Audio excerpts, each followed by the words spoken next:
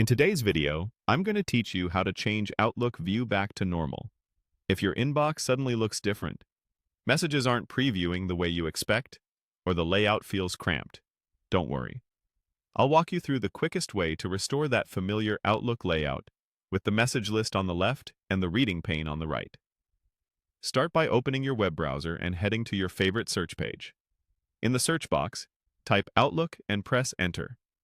In the results, click the official Outlook website. This takes you to your mailbox. If you're already signed in, you'll land right in your inbox. If not, sign in so you can follow along and see the changes as they happen.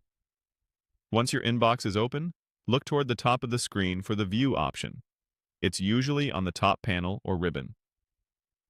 Click View to open the viewing controls. This area controls how your inbox looks, including message density, the reading pane, and other layout options. If your Outlook ever looks off, this is the first place to check because most view-related settings live here. Next, click Layout.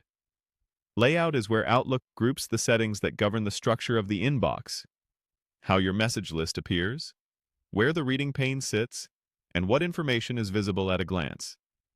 Think of it as the blueprint for how your screen is arranged. Now move your cursor to the reading pane section. Hovering here will reveal the available positions for the reading pane. The reading pane lets you preview emails without opening them in a separate window, so getting this right can really speed up your workflow.